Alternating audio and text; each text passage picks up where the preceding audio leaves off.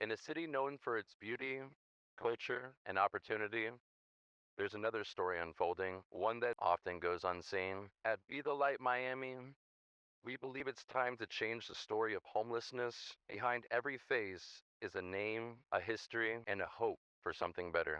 Our aim is not just to transform lives through helping the homeless, but we also want to be able to tell their stories, connect them with services, and show their journeys of transformation along the way. And our hope is by doing this that we're going to be able to change perceptions of the homeless and helping the homeless in Miami, Florida by bringing the community together. So join us on our journey of transformation and thanks for being the light. So I'm here with Omry today, and I just wanted to have a quick conversation with him about some of the ideas that he has as far as different ways that we could help the homeless and different ways to do that. So my company's name is Intuitive Flow Systems, and what we do is we specialize in neurodivergent of all types, right? And our mission is to help people truly know themselves by being regulated and deeply within their bodies so they can make powerful choices that serve them. So I have some questions I just wanted to ask you about that, just to kind of get a feel and an idea for the kinds of things that you guys do and that you do and understand in regards to this issue. So the issue being homelessness. So can you tell us a little bit about your work and what it means to help people recognize their own behavior patterns? Sure. So again, what we do is we focus on neurodivergent. We deeply understand their specific challenges. And neurodivergent often have a hard time communicating and connecting with people. And the trouble is that when you're not really connected to yourself, you get stuck in these loops. And everybody has their own loops, their own trauma that they deal with. And when there is no awareness within yourself on what's going on in here, you don't have control. You don't have this refined sense of why you're doing what you're doing, right? And so we cultivate a deeper understanding of self. And what that looks like out here is the behavior patterns shift. And you start being more you. And my definition of more you is you being able to manage yourself and have more authority over the way that your life unfolds. Yeah. That all sounds amazing. So the idea is transformation then, in a certain sense, through recognition, understanding oneself, and being able to change behavior patterns in a nutshell. So how can understanding our own behavior patterns help break cycles that might lead to or prolong homelessness? So it's my belief that homelessness, like a lot of other conditions that get us to a place where we really don't want to be in, is a disconnection from self, right? It's a stuckness of the mind and the body, right?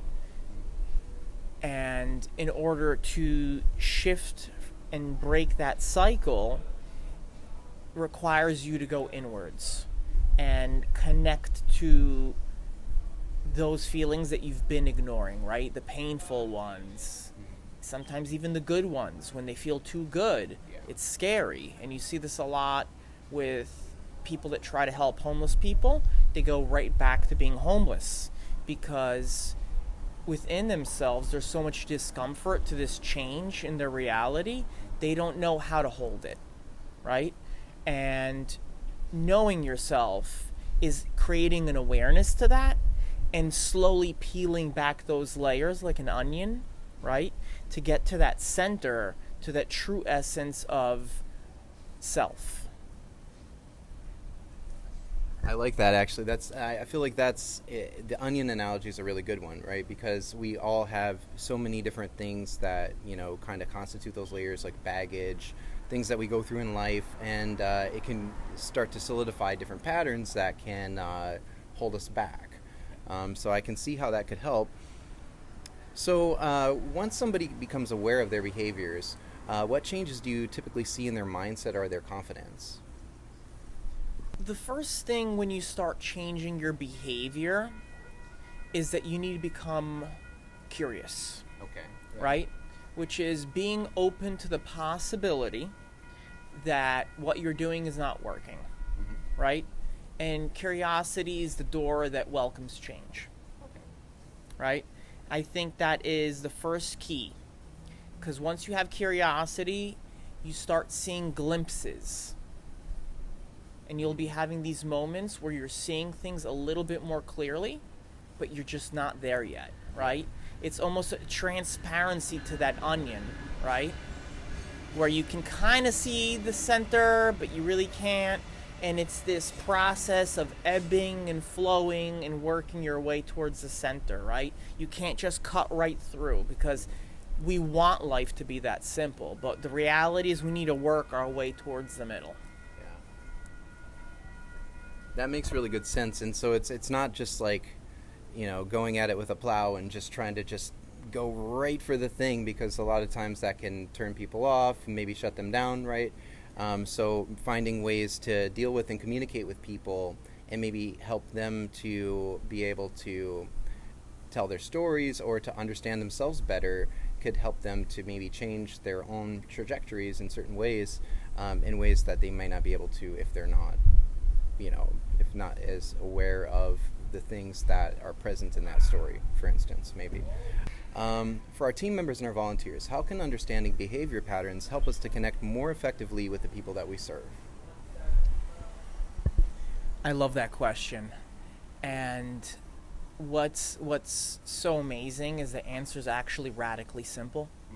It's meeting people where they are without judgment, and understanding that the process of changing who you are to becoming something so substantially different from where you are right now is a very difficult process that requires a lot of empathy, and not looking at things through your lens, but meeting people where they are and understanding that big changes start with small steps, right? And if you are projecting your belief that this person, you're giving them all this help, why aren't they XYZ, is not meeting them where they are, right? It's understanding that they have gotten to a place that no one wants to get to, right? And understanding that they want to get out, but there's going to be so much love and empathy and understanding there to support that process, right? Because people, whether they're connected to emotions or not, can intuitively feel when somebody is kind and somebody is loving, because it comes out in the way you speak, right? In the way you carry yourself. And so empathy, right? True empathy is what's needed to make a difference in that type of work. I would say that's really the key. I like that. And I just want to thank you for taking the time to talk with us today and give your thoughts on all of this. Thank you so much, Omry. Appreciate it. All right, so I hope you enjoyed our interview with Omry. I'm really excited about the things that are to come, and if you want to join in the conversation, I'm going to be putting an email up at the end of this video, as well as some information in the description below. So I encourage you to join in the conversation if you've got any ideas on how to help the homeless, and we look forward to continuing this conversation with as many people as we can to get to know and understand more clearly how we can help the homeless. And as always, thanks for being the light.